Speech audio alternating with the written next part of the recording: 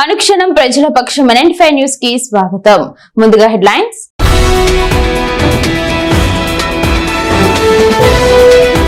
Punganur road కోకిల bar నిర్వాహకులపై చర్యలు తీసుకోవాలి. Municipal council మీట్లో మహిళా కౌన్సిలర్ ఆవేదన.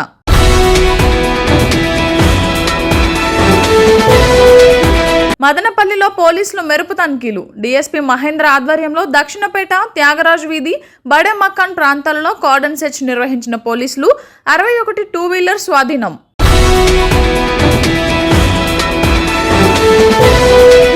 ప్రైవేట్ స్థలంలో ఆలయ నిర్మాణం పరిస్థితి ఉద్రిక్తం. సంయమనం పాటించాలని ఇరు వర్గాలకు సూచించిన one town CI Mohammed Rafi.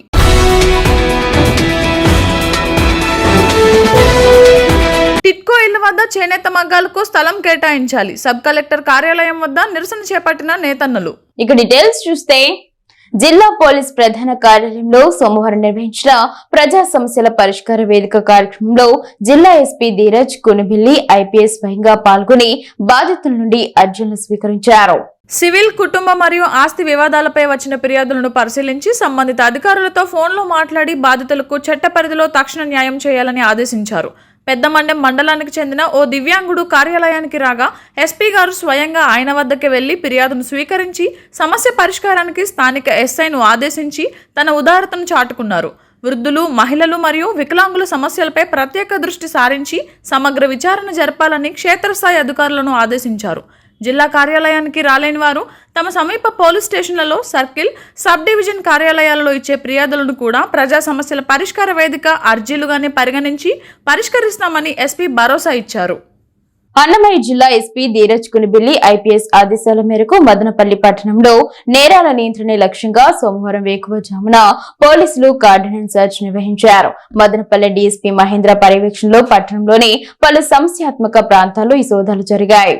Madanapalle పట్టణ పరిధిలోని డక్నీపేట, అగర్తల వీధి, గోషియా వీధి, త్యాగరాయ్ వీధి మరియు బడే మకాన్ ఏరియాల్లో పోలీసులు జల్లెడ పట్టారు. ఈ తనిఖీల్లో 1వ పట్టణ సిఐ మహమ్మద్ రఫీ, 2వ పట్టణ సిఐ రాజారెడ్డి, SIలు, పోలీస్ సిబ్బంది పెద్ద సంఖ్యలో పాల్గొన్నారు. సరైన పత్రాలు లేని, అనుమానాస్పదంగా ఉన్న 61 ద్విచక్ర వాహనాలను పోలీసులు స్వాధీనం చేసుకున్నారు. పాత నేరస్తులు, రౌడీ షీటర్లు, అనుమానిత వ్యక్తుల కదలికలపై నిఘా ఉంచి వారిని క్షుణ్ణంగా విచారించారు. ఈ సందర్భంగా DSP మాట్లాడుతూ, జిల్లా SP ఆదేశాల మేరకు ప్రజల భద్రతను దృష్టిలో ఉంచుకొని పట్టణంలో అసాంఘిక కార్యకలాపాలకు తావు లేకుండా చేసేందుకే ఈ కార్డినెన్స్ సెర్చ్ నిర్వహించాము. ముఖ్యంగా యువత చెడు మార్గాల్లో వెళ్లకుండా, అక్రమ కార్యకలాపాలకు పాల్పడకుండా నిరంతరం నిఘా ఉంచుతాము. ఎవరైనా శాంతి భద్రతలకు విఘాతం కలిగిస్తే కఠిన చర్యలు తప్పవు. వాహనదారులు తప్పనిసరిగా సరైన పత్రాలు కలిగి ఉండాలి. అపరిచిత వ్యక్తులు లేదా అనుమానిత వస్తువులు కనిపిస్తే వెంటనే పోలీసులకు సమాచారం అందించి సహకరించాలని కోరారు.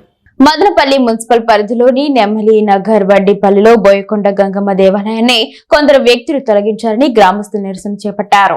సంఘటన స్థలానికి చేరుకున్న వన్ టౌన్ పోలీసులు ప్రైవేట్ స్థలంలో ఆలయం నిర్మాణం చేపట్టడంతో తీవ్ర ఉద్రిక్తత పరిస్థితులకు దారితీసిందని, ఇరు వర్గాలు సంయమనం పాటించాలని సూచించారు. భూమి యజమాని కొద్ది కాలం క్రితం మృతి చెందడంతో తన భర్త పేరు మీద ఉన్న ఆస్తిని అమ్ముకొని అప్పులు తీర్చుకోవాలని స్థల యజమానురాలు సంఘటన స్థలంలో ఆవేదన వ్యక్తం చేసింది.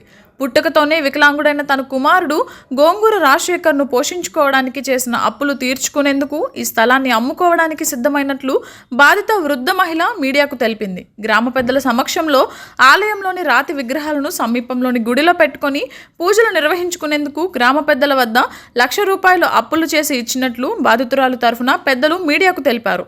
పోలీసు, రెవెన్యూ అధికారులు స్పందించి తమకు న్యాయం చేయాలని వృద్ధ మహిళ డిమాండ్ చేసింది.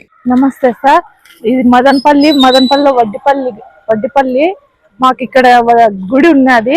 బోయకొండ గంగమ్మ గుడి మా తాతల కాటి నుంచి ఉన్నది. మేము పూజలు చేసుకుంటున్నాం, ప్రతిరోజు పూజలు చేస్తాం. జాతరప్పుడు బోనాలు మోసి ఏట్ల కొడతాము.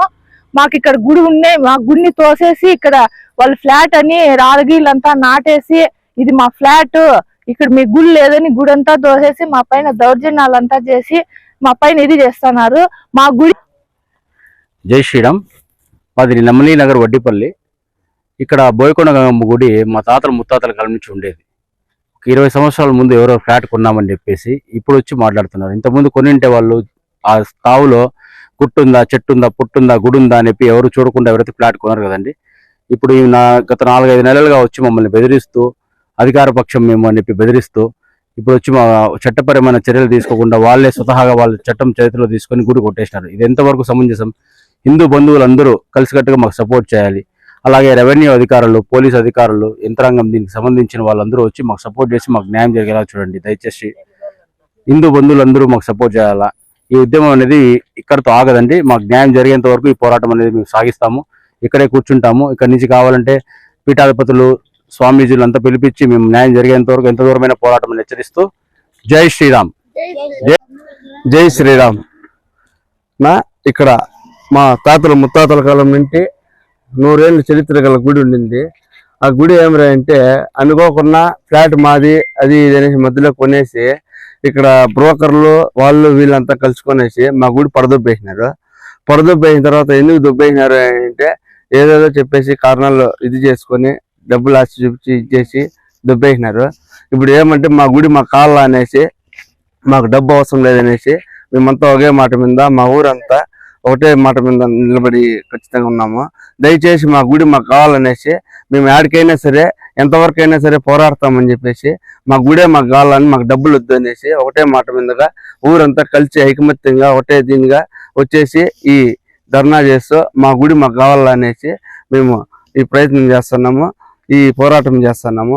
దయచేసి మా గుడి మాకు కావాలనేసి మేము సోమవారం మదనపల్లి మున్సిపల్ కౌన్సిల్ సమావేశం చైర్పర్సన్ మనోజారెడ్డి అధ్యక్షతన నిర్వహించారు.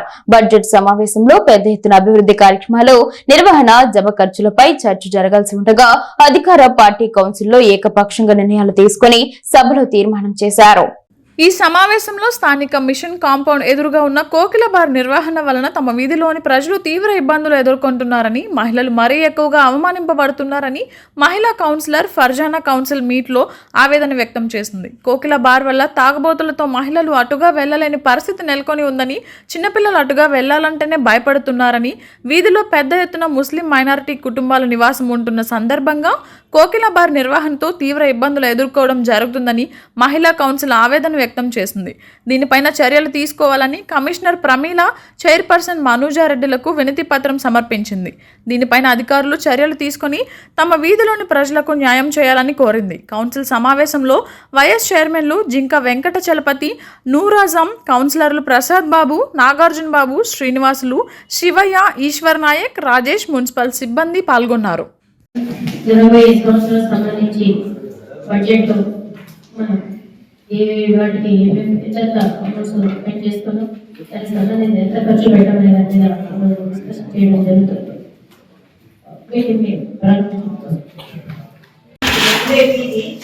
కొన్ని సంవత్సరాల నుంచి మేము అక్కడే ఉన్నాము. ఇప్పుడు వచ్చి అక్కడ కోకిల బార్ అనేది పెట్టడం జరుగుతూ ఉంటుంది. అక్కడ మా వీధి వచ్చి డెడ్ ఎండ్ స్ట్రీట్ వచ్చి టోటలీ డెడ్ ఎండ్. మనం వెళ్ళాలంటే ఒకే ఒకటి ఉంది అంతే. అక్కడి నుంచే వెళ్ళాలి, రావడం అంతా అక్కడి నుంచే రావాలి. మార్నింగ్ కావాలంటే కూడా అంటే రాత్రి ఎక్కడి నుంచి ఎట్లా పోవాలంటే కూడా ఒకేసారి రావాలి, అక్కడి నుంచి రావాలా. ఆ బార్ పెట్టడం వల్ల అక్కడ వచ్చే ప్రతి మనుషులు వచ్చి అక్కడ ఒకలా ఉంటారు, వెళ్ళే ఒకలా ఉంటారు. మేము వచ్చి పోవాలంటే చాలా ఇబ్బందిగా ఉంది మేడం. తాగు అంటారు, అక్కడ అంటారు, మనుషులు అక్కడ ఉండే పార్టీ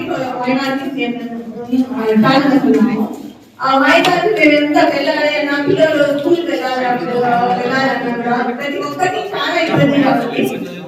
ఎందుకంటే బాగా పెట్టడం వల్ల అక్కడంతా ఒక ఎటువంటి రోడ్ ఫీట్ అది కూడా అటు సైడ్ అంతా వెహికల్స్ అనేది పెట్టడం జరుగుతుంది. ఒక వార ఎప్పుడైనా మాకు ఎమర్జెన్సీ అని మేము బండి తీసుకొని వెళ్ళాలి అంటే కూడా ఆ పర్సన్ చెడిపోతుంది అంతే. కానీ అక్కడ నుంచి ఆ వెహికల్స్ అనేది కదలు, ఎప్పుడు చూస్తారు కదలనే కదలు, అట్లే పెట్టేస్తున్నారు. వాళ్ళంతకు అక్కగా వాళ్ళ తాగేసి వచ్చి వెళ్తా పోతా ఉండే వాళ్ళకి కొంచెం ఇబ్బందిగా ఉంది. కొంచెమనే కాదు, ఎక్కువ ఇబ్బందిగా ఉంది. మాకు ప్రతి ఒక్కరి స్థాయికి మేము చెప్తాను. ఈ రోజు కూడా నేను కమిషనర్ గారికి మేడం గారు దయ ఉంచి మా రోడ్డు వేయించినందుకు మేడం గారికి ధన్యవాదాలు తెలియజేస్తున్నాను మేడం. అలాగే మా వాటిలో చాలా వర్కులు ఉన్నాయి మేడం, అవన్నీ కూడా మీ దృష్టిలో ఉన్నాయి మేడం. దయ ఉంచి మా వాటిలో ఉన్న వర్కులు మేమేదో 5 సంవత్సరాలు అయిపోయింది మేడం, ఇంకేదో 1 నెలలో 2 నెలలో మేము ముందు నిలబడి మాట్లాడుతున్నాం. దయ ఉంచి మా మీద మా వార్డులో ఉన్నటువంటి ప్రతి ఒక్క వర్కును ఈ 2-3 నెలల కాలంలో పూర్తి చేయాల్సిందిగా మేడం గారిని విన్నవించుకుంటున్నాను మేడం.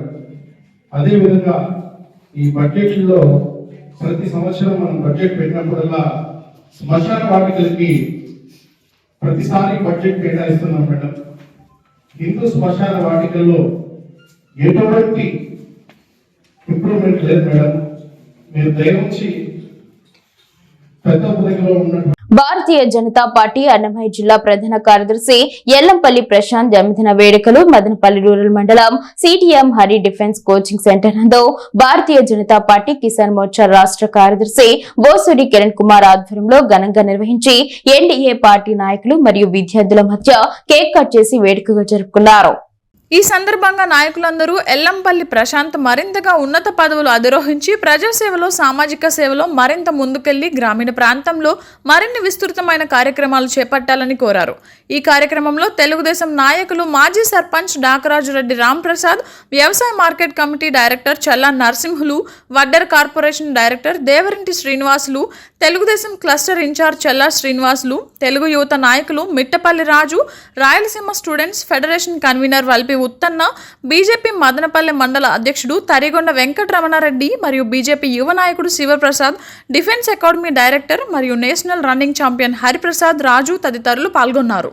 నీరుగట్టువారిపల్లెలో చేనేత కార్మికులుగా పనిచేస్తున్న 100 కుటుంబాల వారికి తిరుపతి రోడ్డు టిట్కో ఇల్లు మంజూరు చేయడంతో టిట్కో ఇళ్ల వద్ద నుండి నీరుగట్టువారిపల్లికి రావడానికి 6 కిలోమీటర్ల దూరం ప్రయాణం చేయాల్సి వస్తుందని, రోజు 100 రూపాయలకు పైగా పెట్రోల్ ఖర్చు అవుతుందని ప్రభుత్వ పెద్దలు స్పందించి నిరుపేదలైన మాకు టిట్కో ఇళ్ల వద్ద చేనేత షెడ్లను నిర్మించి ఇవ్వాలని కోరుతూ నేడు సబ్ కలెక్టర్ కు ఫిర్యాదు చేసినట్లు మీడియాకు తెలిపారు.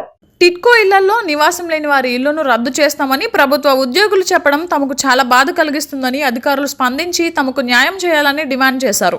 ఈ కార్యక్రమంలో పెద్ద ఎత్తున నేతన్న కుటుంబాలు పాల్గొన్నారు. హౌస్ కాడ ఇల్లు ఇచ్చినారు సార్. మా కాడ మగ్గాలు నేసేకి అవకాశం లేదు. నీరుగొట్టపల్లికి పోయి రావాలంటే 6 కిలోమీటర్లు పడుతుంది. మా కాడ సంసారం పోవాలంటే మా నుంచి కావడం లేదు సార్. వాళ్ళు ప్రభుత్వం వాళ్ళు ఏం చేస్తున్నారంటే మీ ఇల్లు క్యాన్సిల్ చేస్తామని పెట్టినారు. మాకు అక్కడ ఇచ్చినారు కదా, సంసారం లేకుంటే క్యాన్సిల్ చేస్తామని పెట్టినారు. మేము అక్కడ సంసారం పోతే మగ్గానికి మాకు చాలా దూరం అవుతుంది. అందుకు బతుకు తీరు మాకు 6 కిలోమీటర్లు పోవాలి. అందుకు మాకు అక్కడ వర్క్ సెట్లు వేస్తామని చెప్పినారు సార్. అప్పుడు గత ఇచ్చినప్పుడు మాకు ప్రభుత్వం అప్పుడు మాకు 2016లో సార్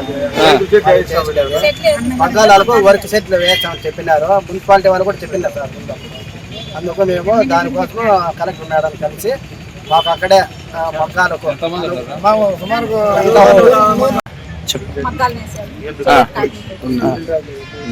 నాకు చాలా ఇబ్బందిగా ఉంది సార్. మగ్గానికి రావాలంటే చాలా ఇబ్బంది అయిపోతుంది. చాలా ఇబ్బందిగా ఉంది. దానికి మాకు అక్కడ ఏమైనా సహాయకారం చేస్తారని కలెక్టర్ను కోరుకుంటున్నాను. ప్లేస్కి వెళ్ళాలంటే నీటి మాట్లాడు అక్కడి నుంచి జర్నీ అక్కడి నుంచి రావాలన్న దూరంగా ఉంది. మాకు అక్కడ మగాళ్ళకి ఏదైనా ప్లేస్ ఇస్తే మాకు ఇటుపోయి ఇచ్చినారు. అక్కడి నుంచి నీరు కొన్ని కావాలంటే మాకు చాలా కష్టం అయిపోతుంది. కలెక్టర్ ఏమన్నా మాకు సహాయం. నా పేరు రమణ, మేము చేనేత కార్మికులము. మాకు డిస్కో ఇండ్లు ఇచ్చి సంవత్సరం పొద్దు అవుతాం సార్. మాకు కాకపోతే మా మగ్గానికి ఆ రూమ్కు మాకు ఒక 6 కిలోమీటర్లు ఉంటుంది. అక్కడి నుంచి వచ్చి నీరు టొల్పలో మగ్గం వేసి మళ్ళీ అక్కడ పోవాలంటే రాను 6 కిలోమీటర్లు, పోను 6 కిలోమీటర్లు.